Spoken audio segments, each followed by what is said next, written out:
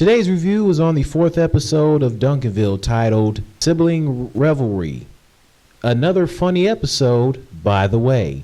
This episode and Duncan's New World are the funniest episodes of season 2. Kimberly and Duncan are fighting a lot, like over a mangly spoon and calling shotgun. Jean doesn't like the fact that she is not getting the attention she wants because of Duncan and Kimberly fighting. As the Harris family are on their way to the movies, Duncan and Kimberly continue their fighting. Annie tells them she and Jack will be gone one day and the kids will have each other. She also said that the love of a sibling is one of life's treasured blessings. Kimberly calls out her mother since Annie is seen as a hypocrite because she does not talk to her own brother, the kid's Uncle Stan. Annie tells Kimberly to never say his image. Annie tells Kimberly to never say his name. Annie, you're looking a little hypocritical now. I mean, you want Kimberly and Duncan to get along, but you haven't talked to your brother, their Uncle Stan. You're not setting a good example. You're looking like a hypocrite, Annie. Duncan thinks they will never get along, so he thinks Annie should let it go. Kimberly can't wait until they're estranged adults, all by high-fiving each other. In the future, we see an adult Kimberly who now lives in Germany. Duncan was married to a woman named Angie, but she died. He has a son, but Kimberly does not want to meet him. So wait, in the future, Duncan marries a woman named Angie? You know, I could have sworn he would have married Mia in the future because he has a crush on Mia, and I'm sure Mia feels the same way. I'm sure she has feelings for Duncan.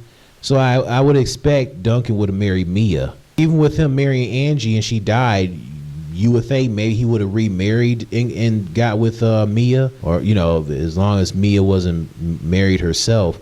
I just thought it was weird, but whatever. Jean wonders what her future looks like, but we don't see her future. Due to Duncan and Kimberly fighting, the Harris family do not go to the movies.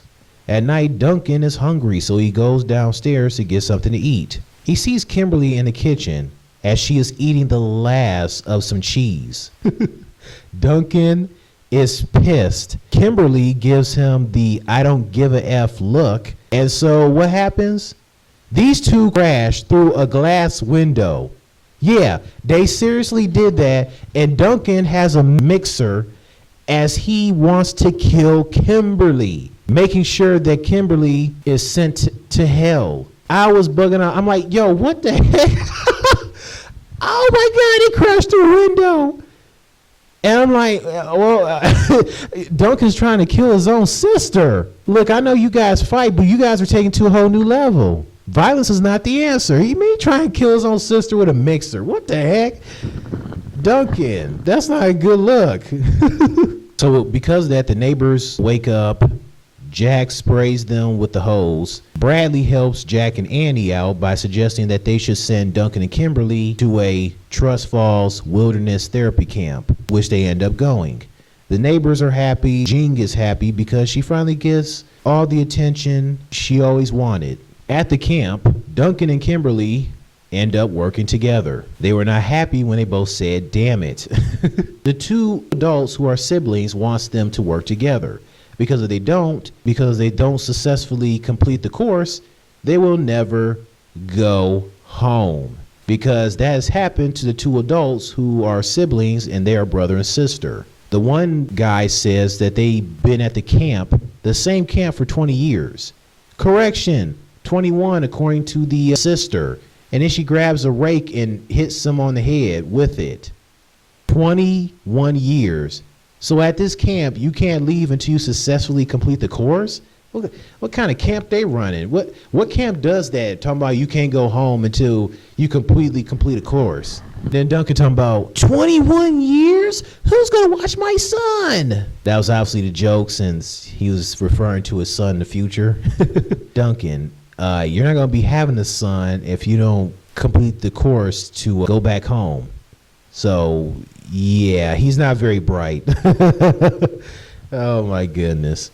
Duncan and Kimberly pretend to work together. It all started when Duncan is blindfolded, and then towards the end, as they complete the course, Kimberly sees a cactus, and she thinks that it would be funny to see Duncan run into the cactus where he pops like an inflated balloon. and he bleeds. But then she remembers that Douglas, the one guy Douglas, and you guys see the hat that Douglas is wearing? It makes you think of Gravity Falls, doesn't it? Anyways, yeah, so she remembers that Douglas is watching them, so she tells Duncan to go left, and they complete the course. And then all of a sudden, there's a random kid who's blindfolded. He runs into the cactus, and he ends up popping and flying around like an inflated balloon. I thought that only worked in Kimberly's dream. I didn't think it would happen in reality. I know it was a cartoon, but still, I thought that was only in Kimberly's dreams. Jean was enjoying all the attention until she eventually gets tired of it. Apparently, Jean realized that she needs her alone time, and Annie and Jack are with her 24/7. Jean goes into the pizza restaurant to get the pizza herself. Jean talks to Mia, Yangtze, Bex, and Wolf about how her parents are not giving her some alone time. And it was funny when she yells at them to get back in the car, and then Annie and Jack quickly ran back in the car. Back at the camp, Duncan and Kimberly completed the course, and they get a certificate of competition and the zip line of success. And it was funny when Douglas was talking about how he thought their dancing devotion brought some sexiness to it. And it showed Duncan and Kimberly hilariously dancing in the black outfits they were wearing, like they about to do some ballerina, along with that music in the background. The song being played is a song called I'm a Savage, Classy, Bougie, Ratchet.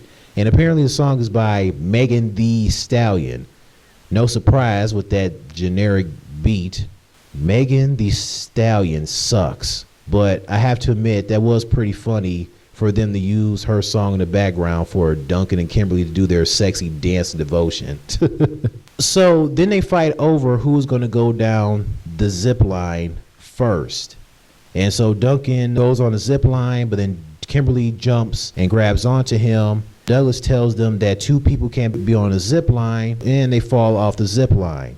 It was not good when they fell into a river. They both go their separate ways until they reunite in a cave. Annie and Jack miss them, so Jean suggests that her, Jack, and Annie should go get Duncan and Kimberly, especially since Annie and Jack are driving her insane. Duncan and Kimberly build a fire in the cave so they won't freeze to death, but they needed something for the fire to stay lit. Duncan gives her a clump of her hair. He said he cut a little bit of it to make her think she's going bald. Duncan, you childish mofo. You childish mofo. Oh, man. Duncan is something else. They both start getting along. That's nice. And they think siblings who always get along, their opinion is gross. And Duncan has the nerve to say that their parents are the problem. Really? Of course you're going to say that because you guys are kids. You're teenagers. So, of course, you're going to think that your parents are the problem. Whatever, Duncan. And then Kimberly says that if they didn't have the same parents, they wouldn't be friends. And then Duncan's like, that's what I'm saying. Man, they something else. Their relationship is just something. But at least they were getting along. All of a sudden, there's a moose behind them in the cave. And this was the hilarious part. Man, I lost my crap. I was in stitches. Duncan freaks out, and he's like, forest dog. He mistakes a moose as a forest dog, and then he throws a pebble at the moose. I'm like, yo, what what? Forest dog? He thought the moose was a forest dog. Can't you tell what a moose looks like, Duncan? Forest dog. He freaked out thinking it's a forest dog. He throw a pebble at it. And then I like how Kimberly said, that's a moose, stupid. What is wrong with Duncan talking about a forest dog? That's a straight up moose. And it's bad enough the moose was pissed off. You made him angry even worse by throwing a pebble at it. Duncan and Kimberly, they run for their lives, but they work together as they cross this bridge. But then the moose took the initiative of jumping over that bridge to attack Duncan and Kimberly.